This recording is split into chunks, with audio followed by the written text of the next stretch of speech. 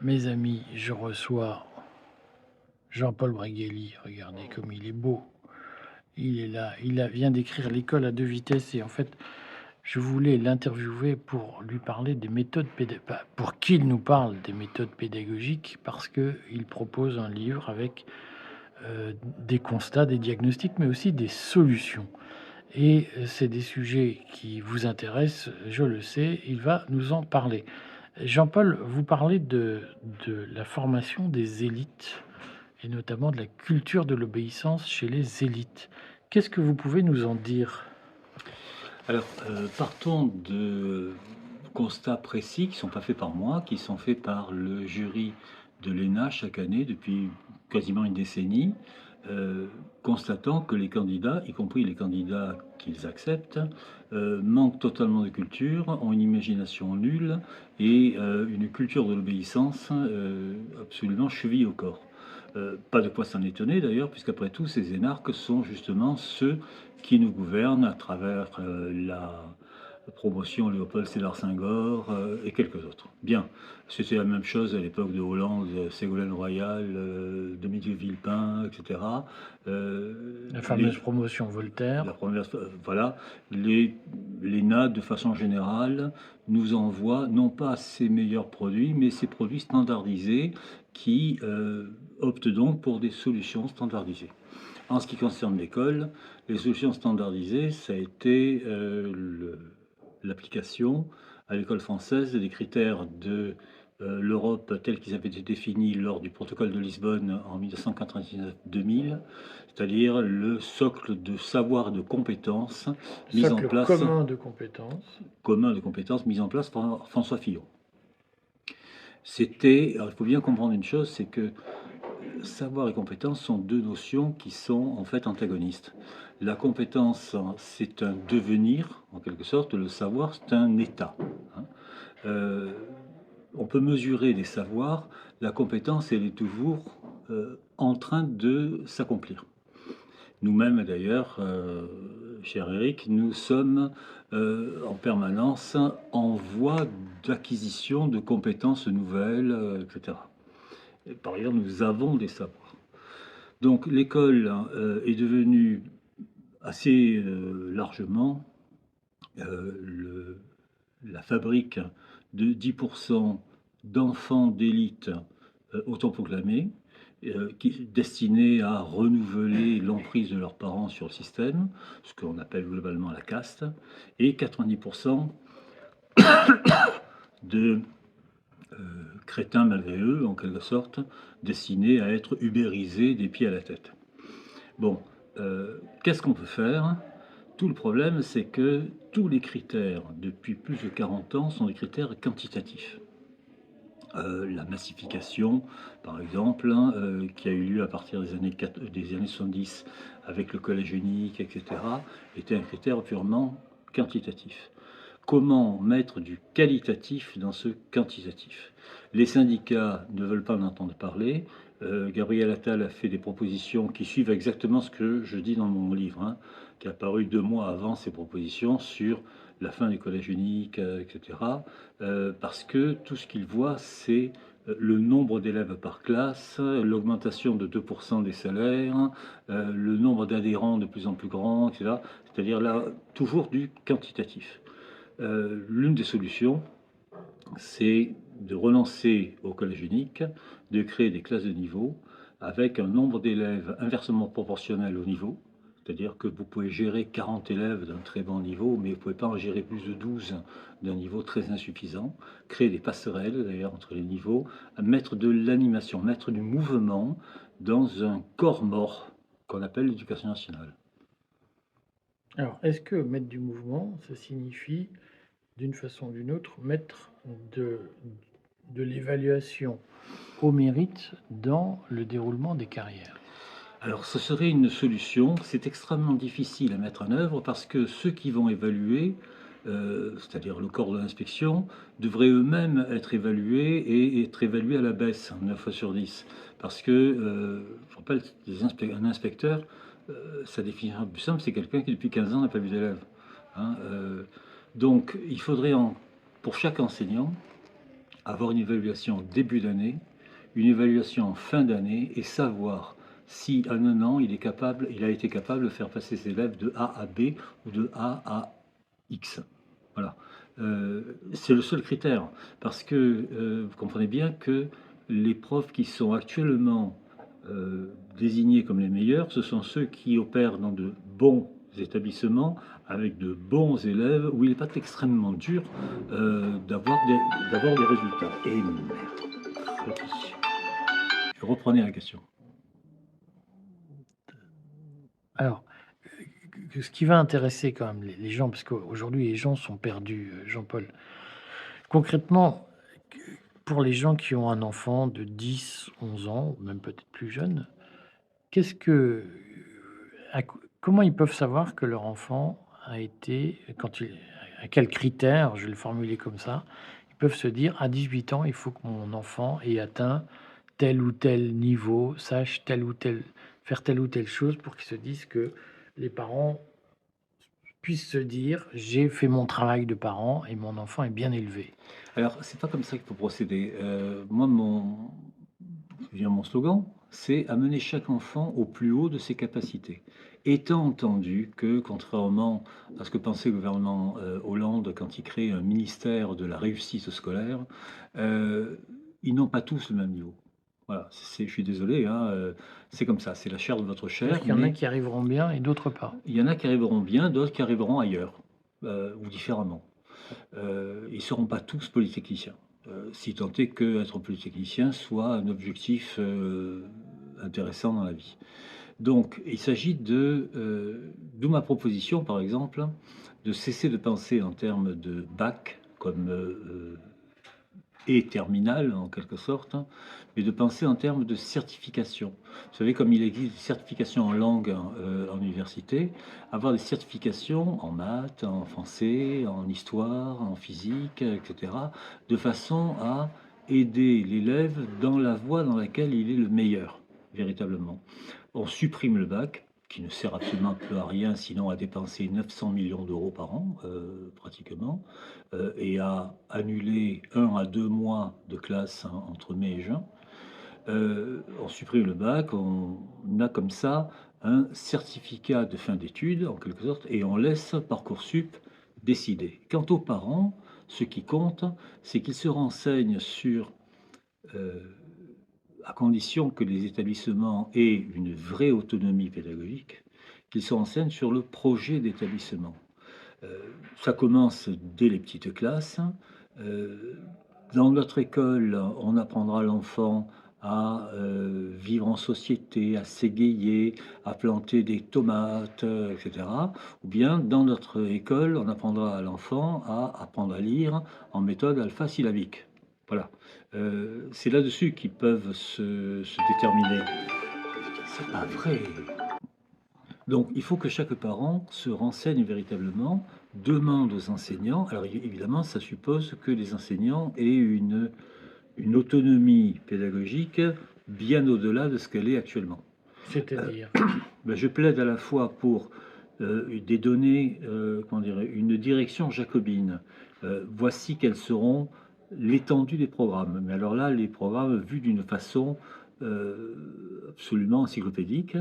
Et là-dedans, vous piochez en fonction du niveau réel de vos élèves, en fonction de votre projet, en fonction de vos intentions, en fonction des capacités de vos enseignants, etc. Et vous établissez une perspective pédagogique. Voilà, ça, c'est-à-dire hein, des données girondines à l'intérieur d'un projet jacobin. Ça suppose que l'enseignement soit régionalisé d'une façon assez stricte, ce qui Ça veut rendra... dire quoi une façon Bah, assez stricte? c'est-à-dire, par exemple, que le recrutement, les mutations, soient de l'ordre de la région. Ça suppose que les concours cessent d'être véritablement nationaux mais régionaux, avec un nombre de postes précis, des affectations, comme pour d'ailleurs les concours de professeurs des écoles actuellement, qui soient des affectations locales.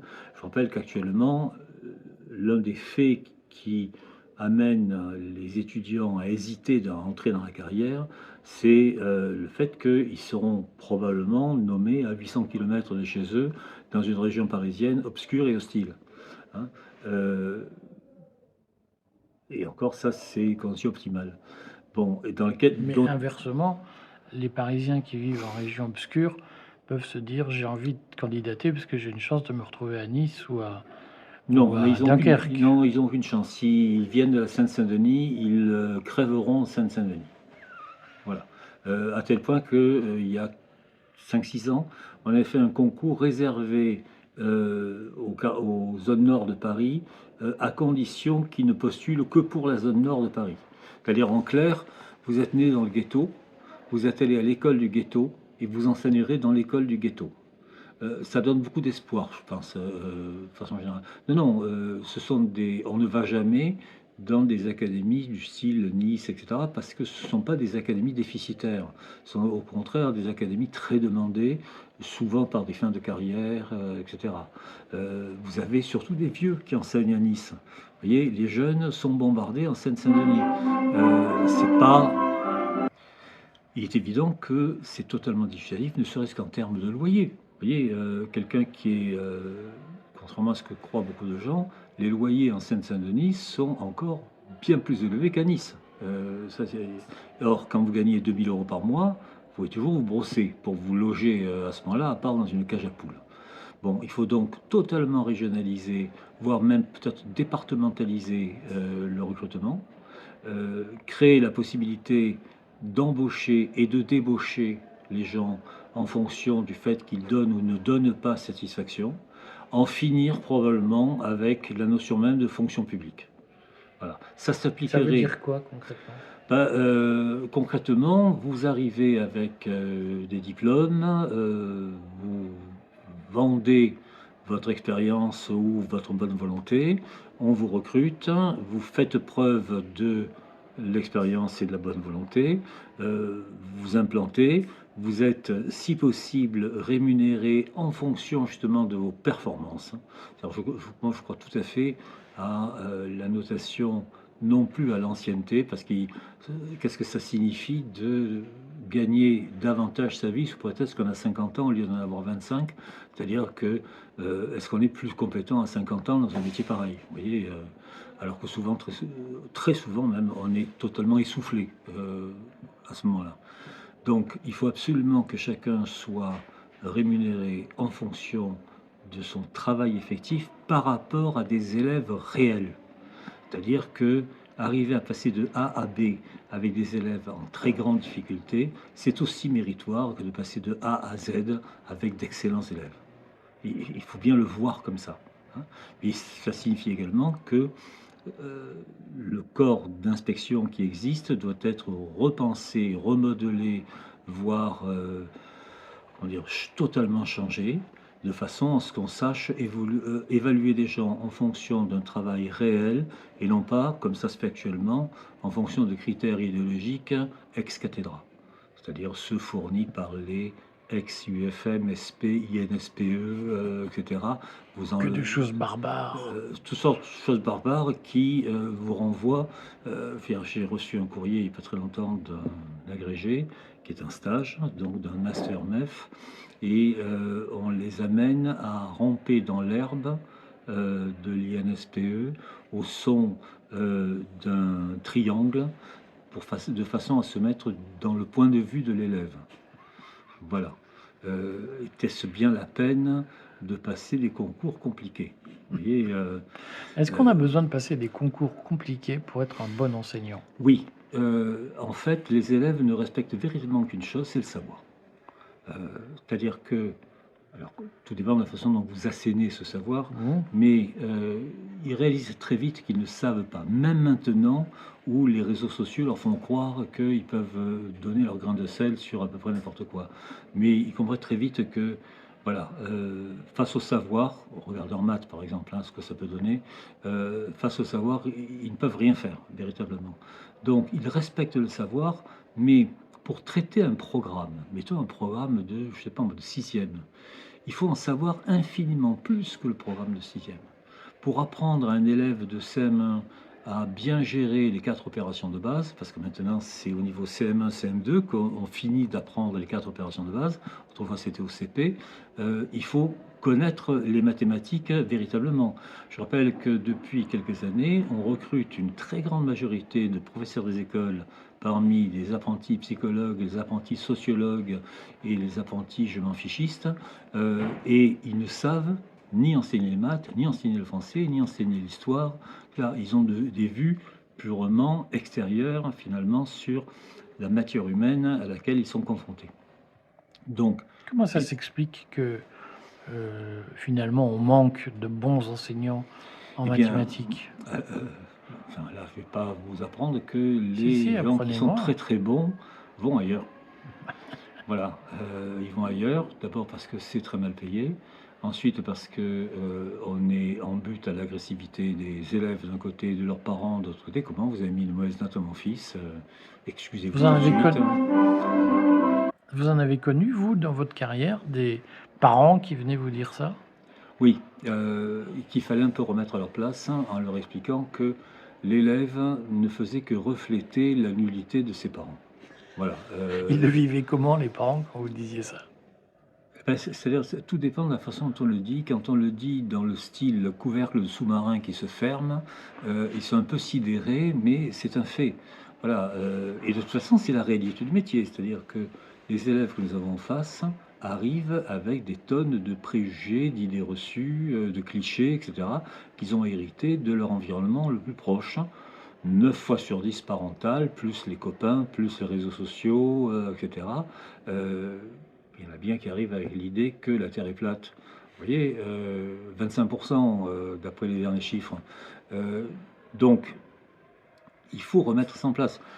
Si on reprend l'actualité malheureuse de ces derniers jours, vous avez énormément d'élèves qui arrivent avec des idées très arrêtées sur le fait que la Shoah n'a jamais existé, que les Il y en a Palestiniens... beaucoup qui pensent ça? Oui, que les Palestiniens sont installés là depuis 4000 ans, etc. Je veux dire, c'est-à-dire que l'ignorance, de toute façon, c'est très simple. Chaque fois qu'un élève a une idée arrêtée, vous êtes sûr qu'elle est arrêtée par l'ignorance.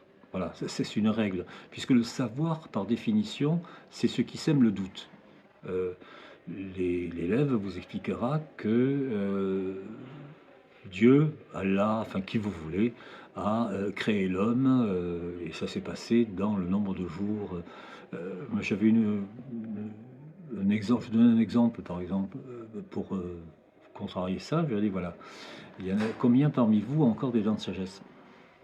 Très peu, dans cette génération-là, très peu. Je dis comment ça se fait? Et vos parents, ils avaient des dents de sagesse? Et vos grands-parents? Mais alors, vous évoluez? Votre mâchoire s'étroitise, on est obligé de vous les enlever, les dents de sagesse, ou alors elles ne poussent pas, il n'y a même pas de germes. Est-ce que par hasard vous ne seriez pas fini? Est-ce qu'Allah n'a pas pensé à vous mettre 4 dents de sagesse bien plantées? Que se passe-t-il? on, Ben, est- est-ce que on- vous on a nous... dépassé les dents de sagesse, maintenant ce sont les canines, vous savez, qui n'ont plus de germes. Ah bon? Voilà. Oui, il y a des canines de lait, et il n'y a pas de vraies dents dessous, si bien que les orthodontistes enlèvent la canine de façon à ce que les incisives aient la place. Le mâchoire s'étroitise, je suis désolé, mais d'ici quelques centaines d'années, voire quelques centaines d'années, c'est rien, hein, nous allons globalement ressembler à des écureuils, hein, avec une prédominance de la myopie, cher ami. Donc, bien sûr qu'on n'a pas cessé d'évoluer. Voilà. Mais c'est comme dans ce que vous sous-entendez, vous nous expliquez que le problème aujourd'hui, c'est la gestion des élèves musulmans. C'est la gestion de l'ignorance. Il se trouve que l'islam est probablement actuellement la religion qui génère le plus d'ignorance. Voilà, c'est un fait. Parce que c'est le principe même de toute religion révélée, c'est qu'on s'arrête à la révélation et on ne va pas chercher plus loin. Je rappelle que les très grands savants musulmans qu'on invoque toujours, Avicenne, etc., ont eu toutes sortes de problèmes, de problèmes très sérieux au XIe siècle, parce que justement, ils contestaient, parce que c'était des savants, des vrais, ils contestaient les révélations du Coran. Lorsque vous avez des gens qui prennent, parce que on a eu nous-mêmes, Il y a dans des leur révélations dans le christianisme, oui, il y a des dans le révélations, mais catholicisme en ça fait un particulier. certain temps que l'Église elle-même dit que l'histoire de Dieu qui fait le monde en 6 jours, c'est une métaphore, et qu'il C'est symbolique. faut comprendre jour comme une certaine durée. Mais il y a, vous savez bien qu'il y a des gens qui, dans le temps, ont pris ça très au sérieux. Il y a des gens qui ont été brûlés vifs, hein, parce qu'ils ils disaient que la Terre continuait à tourner. Bon, l'islam en est là, c'est-à-dire qu'il est dans la littéralité, en quelque sorte, du texte. Et le, l'un des effets de l'enseignement, je rappelle quand même qu'il y a des profs qui ont payé de leur vie, hein, ce genre de crédulité, de fanatisme, etc. La réalité de l'enseignement, c'est de combattre, hein, les idées reçues, les poncifs, les idées toutes faites, Les etc. révélations. Les révélations. Nous sommes là pour créer le doute. Moi, je fais mienne, alors, tout en étant parfaitement libre d'idées de ce point de vue-là, je fais mienne les propos prêtés au Christ dans, je crois, l'Évangile selon Matthieu. Je ne suis pas venu sur terre pour apporter la paix, je suis venu pour apporter la guerre. Ça doit être le but de tout enseignement sérieux, en particulier en sciences humaines. Une guerre intérieure, Une guerre symbolique. intérieure. Le suite du texte, c'est je suis venu pour dresser le Fils contre le Père, de façon à briser en quelque sorte les certitudes, l'état de fait, les états établis. Un truc tout bête, par exemple, un enseignant ne doit pas tolérer que certains de ses élèves, mâles, prennent les filles comme des quantités négligeables. Alors, est-ce que vous pensez, puisque vous avez, je ne vous fais pas injure en disant que vous avez 40 ans de carrière, même plus, un peu 45 plus, ans. 45 ans, par rapport à l'état de l'élève moyen quand vous avez commencé, au début des années 70, vos élèves en fin de carrière, est-ce qu'ils étaient plus malléables au doute, plus perméables au doute ou moins perméables au doute? C'était totalement différent. D'abord, il n'y avait pas du tout la répartition en communauté à laquelle nous assistons actuellement. En 45 ans, j'ai vu la France éclater façon puzzle, comme on dit dans les tontons flingueurs, vous savez. Chacun se regarde en chien de faïence, etc. Chacun est dans son précaré et on a incité, on a favorisé ce genre de comportement. Je rappelle que la gauche, en s'appuyant sur Terra Nova, etc., s'est dit mais c'est merveilleux, nous avons un réservoir de nouveaux prolétaires. Je rappelle que LFI refuse d'appeler des actions terroristes parce qu'elle ne veut pas se brouiller avec ce qui lui paraît être son futur électorat, etc. Nous jouons un jeu extraordinairement dangereux en France parce que nous avons dissous petit à petit le tissu national. De la même manière, alors il y a eu un fait qui est très souvent minimisé, qui est la fin du rideau de fer. Le communisme donnait un espoir, donnait une perspective, donnait une transcendance. Étant donné que la transcendance religieuse, elle, c'est un peu affaibli quand même, hein, ces derniers temps. La France, officiellement, compte 50% d'athées. Voilà, ça laisse pas grand-chose au reste. Bon, euh, longtemps, nous avons eu la République, hein, comme transcendance. Vous savez, c'est le petit Barat qui meurt parce que il continue à crier "Vive la République", etc. Bon, c'est terminé. Combien d'enseignants ne veulent plus entendre parler du drapeau français, ne veulent plus entendre parler de la Marseillaise. Euh, Tout le monde admire l'équipe de foot française qui ne chante pas la Marseillaise parce qu'ils vomissent dessus sans problème. Ils l'ont dit d'ailleurs, pratiquement. C'est ce qui distingue une fois pour toutes, hein, le footballeur du rugbyman, hein. Soyons sérieux, le rugbyman a encore des racines françaises. Le footballeur est un condottière à la solde de qui le paye, hein, Pourvu que ça dure. Euh, simplement, l'enseignement, il y a une quarantaine d'années, avait pour objet, et elle ne se posait pas de questions là-dessus, de continuer à tisser ce réseau social. Actuellement, on en est très loin. Sous prétexte de déconstruction, on a dit voilà, l'histoire, c'est l'histoire de la colonisation, c'est l'histoire de l'esclavage, c'est l'histoire des exactions des colonisateurs, etc. Euh, on nous a dit pratiquement, ça demanderait un examen extrêmement complexe que les élèves ne peuvent pas faire et donc plein de profs d'ailleurs sont incapables d'assumer. Euh, et euh, nous sommes en très grand danger. Nous sommes en très grand danger et la faillite de l'école correspond très exactement à la faillite que je pense programmer de la nation qui doit se dissoudre dans un jeu européen tout à fait global. Je donne de l'exemple dans le dernier volume de La Fabrique du Crétin, c'est l'exemple des billets en euros. Vous avez dessus des architectures imaginaires qui sont censées symboliser des ponts, des portes ouvertes, etc. On a éliminé Pascal, Richelieu, Napoléon, Goethe, etc. C'est-à-dire les grandes figures qui justement étaient les points d'ancrage du tissu national. On veut faire un tissu européen. Vous comprenez bien que Ursula von der Leyen, c'est pas Napoléon et ce n'est pas Pascal. Si vous étiez ministre demain, les 3 mesures d'urgence que vous prendriez, ce serait quoi? Alors, ce serait d'un côté d'abolir véritablement le collège unique, hein, qui a été porteur de. Ce serait ensuite Mais le de. collège unique, on fait quoi à la place? On crée justement des classes de niveau avec des passerelles éventuelles de niveau à un autre, en mettant simplement un nombre d'élèves inversement proportionnel à leur capacité. Bon, ça, c'est un premier point. Deuxièmement, une. Donc refaire de l'élitisme Voilà, dès le une collège. régionalisation à la fois des concours, des décisions, des recrutements, etc. C'est-à-dire quelque chose qui soit à nouveau à hauteur d'humain et pas du point de vue d'une administration centralisée qui méconnaît complètement les problèmes réels que ça peut poser. Et troisièmement, donner à chaque établissement la possibilité de choisir dans un programme extrêmement copieux ce qui au moins tout de suite conviendra le mieux à ses élèves, de façon à ce que chaque élève progresse autant possible en réhabilitant la valeur travail qui est aujourd'hui extrêmement oubliée. Juste une dernière question. Internet, c'est un facteur d'accès au savoir ou c'est un facteur de régression? Tout dépend du moment où vous le prenez.